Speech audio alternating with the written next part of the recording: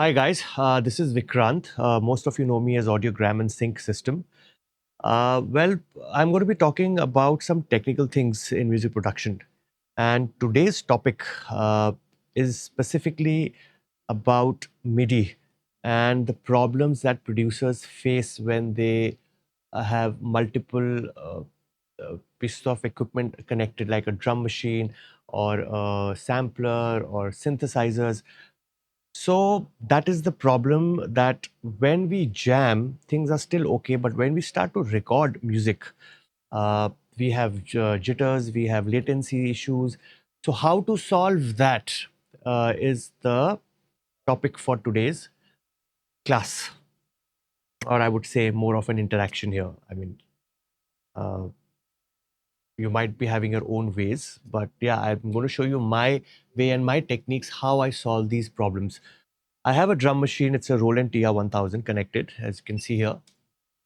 Uh, this machine is connected to the Digitakt and then to the Elektron, the Access virus. And I have a KeyStep Pro. KeyStep Pro is obviously to play my musical notes and also to sequence my Access virus. I have also set up my Digitakt to sequence my virus because it doesn't have keys. It's a desktop version, so makes sense. But I can do a lot of other things. But anyways, let's understand MIDI today. And the software we'll be using today is Ableton. How Ableton uh, can come into play when you're doing hybrid sets.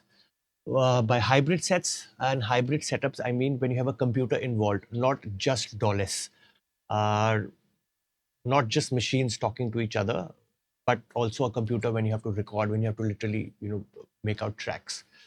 So the problem that I faced was, a lot of MIDI jitters, a lot of timing issues were happening. So what people usually do is they daisy chain things. That means they will take out a MIDI out from one instrument, put it to a through to another, and then go on. That means that if I'm passing a clock from my TR, it will go through the Digitakt to via my through out and go to the model cycle via my through out and go to my virus. That means the clock is identically passed on from my virus. It's like, you drop something from the top, you goes down on the floor, then the other floor, then the other floor, which is okay. But the problem again are latency issues. What I have figured out, and for my setup right now, what works is a MIDI Thru Box. Uh, this is what a MIDI Thru Box looks like, if you can see. Uh, I can show you this on my studio setup. While this is my own studio MIDI Thru Box, I've clicked the picture. You see this red cable? This is the MIDI in, and the other four are the MIDI out. Now, what does that mean is here, my Ableton, if you see here, is passing on the clock signal to my Digitakt, and it's passing by a USB. That's the only time I'm going to be using a USB, is when I want to pass the clock from my Ableton to my Digitakt.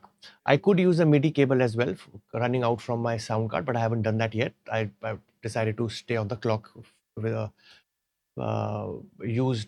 passed on by the USB. Now, once you do that, I'll open up my preferences here. As you can see here, you can see here that Elektron is receiving the clock. That means my sync is on from the outputs. That means Ableton is outputting the clock to Digitakt. And this is what the setting is. And if I go here, that means now that clock is going in. This red cable is my Digitakt, by the way. That means my clock is going inside MIDI in. And now it is passing the same clock simultaneously to my TR 1000, to my Access virus, to my the model cycle, and to my keystep Pro. My clock is kept here on the top of the speaker, by the way. You see this red cable also. This is going from my TR. So that means that that means the Digitakt is my master clock distributor. It's receiving the clock from Ableton, and then it's distributing it to all the other machines simultaneously. It's not being passed on. Remember when I told you that you have to attach to MIDI through? This is when one clock goes through another machine, through another machine, and through another machine. It creates latency issues. But right now, the clock is being distributed at the same time, because if you see again, in and 4 out simultaneously. This is what happens. So this reduces my latency problems, and this reduces my MIDI jitters as well. By MIDI jitters, I mean when you record something for a longer period of time, the audio you record seems to shift. Now, let's understand one thing also here. Actually, let me show you something now. I'll go to my Ableton. Let's just play something. Oh, why it's not playing?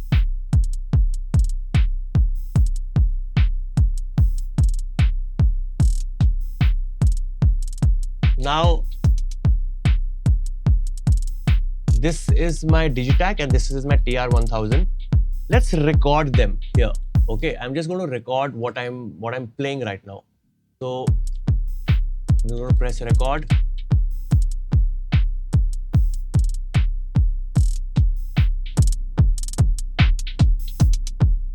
Now you see, it's just the kick of the Digitakt and the kick of the TR playing together, but you see the difference, it's not on grid. So what I'm going to do is, I'm going to just open up my preferences window here. If you can see, oh, it's gone. And this is where the magic will happen. If I go to my MIDI clock sync delay, this is where I'm going to set it. So I need to get it back on the grid. So I'm just going to put it back a few milliseconds. I know my timing is around -30. So I'm going to put it around -30. Now you see it's getting better. The Digitakt is completely the orange on time, but my TR is still a little behind. So -30, let's do it -32.5 maybe. Let's try it now. Okay, so now the Digitakt has gone forward. So let's just keep it to -32. Okay. Now, what I meant by this is that I could have used the time delay from different tracks, but this is not the right solution. The right solution is taming your incoming MIDI. So I am shifting the MIDI clock. So that means the whole MIDI, everything that is receiving MIDI will be shifted. Everything. So my TR is receiving MIDI. That's why it shifted. My Elektron is getting MIDI. It's shifted. But if you can see here, now what to do? I have to get my TR1000 back a little bit. But if I do the MIDI clock thing again, this will also shift and this will also shift. Both of them will shift. Again, I will not have a grid. So that means I have to find another solution. And the other solution is basically, if I go to my TR1000, I have something here. When I go to my menu, I have something here called the sync delay. I don't know if you can see it. Now this sync delay will help me set up the machine's delay separately. So now I can set the sync delay.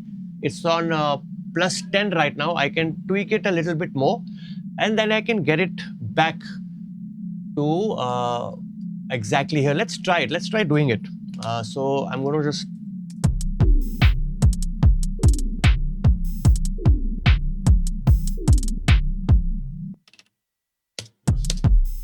second. I don't know, it's not coming in my headphones, but it's coming to you. I know that. I can see the feed. Second.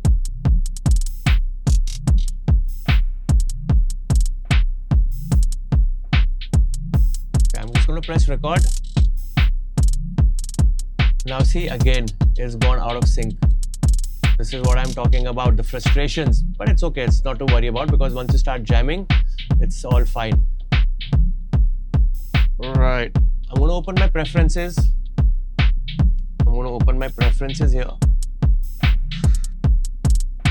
See how it's again out of sync.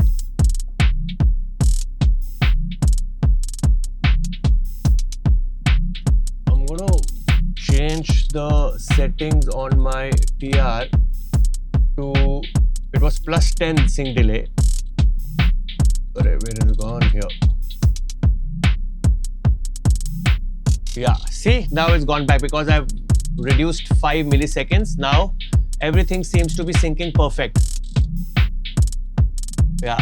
Yeah, perfect. So yeah, you can see here everything now is syncing perfect. Have a look. Let's just go to my Digitakt and maybe press the bass line and some other thing.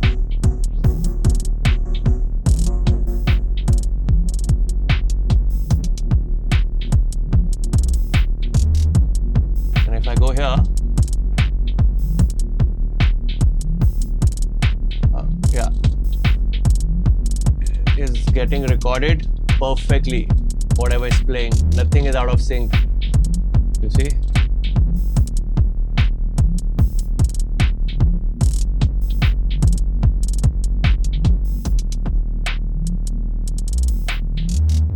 I've just cut down the kicks from both the TR and the Digitakt. Now let's just get the kick back.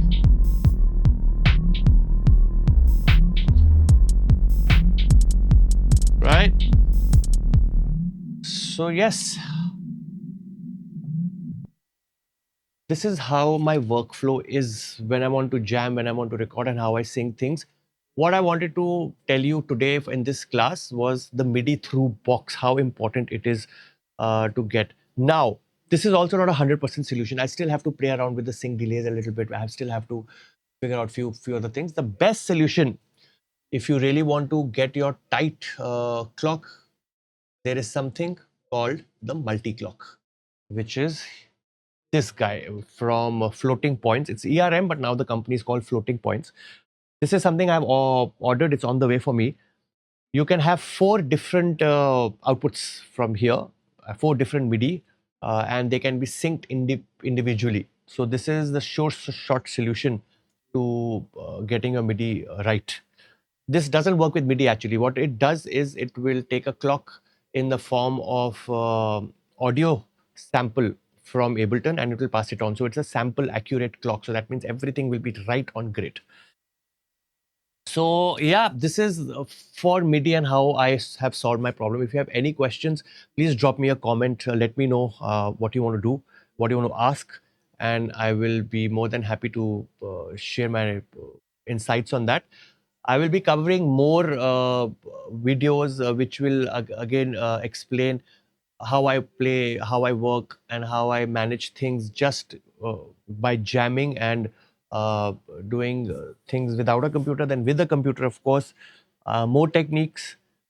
Feel free to ask me any questions. I'm there. I'll help you out as much as I can for whatever I know. Yep. See you guys. Have a good one.